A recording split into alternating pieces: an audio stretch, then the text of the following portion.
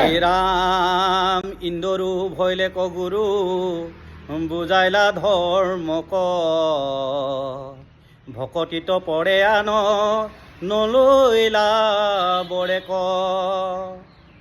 বজ্ৰে carton তয়ু যাৰ দুখ নজন্মিল ৰাম হৰি বুলি মৰি কৃষ্ণ কভজিল। বৃত্তাসুৰে কি বুলি মৰিলে? ৰাম হৰি কৃষ্ণ বুলি মৰিলে। সৌ বৃত্তাসুৰজনেও সেই সময়ত ৰাম হৰি কৃষ্ণ বুলি অসুৰেও মৃত্যু বৰণ কৰিছে। কিন্তু আজি আমি জানো মৃত্যুৰ সময়ত ৰাম কৃষ্ণ হৰি বুলি আমি গাব পাৰিছোনে? আমাৰ কেইজনে গাইছে? আমাৰ মৃত্যুৰ পাছতহে আমাক কি কয়? হৰি বল কয়। জীয়াই থাকোঁতে আমাক হৰি বল বুলি নকয়। যেতিয়া মৃত্যু হৈ গ'ল, এই মৰা শৰটোৱে জানো দাঙি নি থাকিলে হৰি বল ক'লে তেওঁ ক'ব? কেতিয়াও নকয়। তেওঁক আমি ক'ব লাগিছিল জীয়াই থাকোঁতে হৰি কোৱা। জীয়াই থাকোঁতে আমি হৰি নাম নল'লোঁ।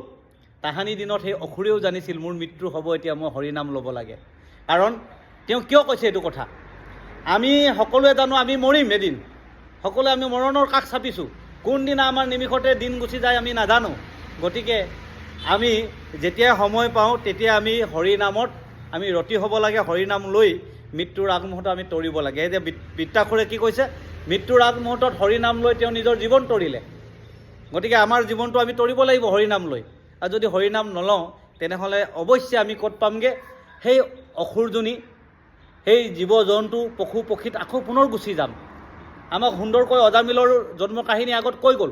এনেই অজামিলৰ জন্ম কাহিনী কোৱা নাই যে মৃত্যুৰ আগমুহূৰ্তত তেওঁ হৰি নাম লৈ মুক্তিৰ পথ পালে।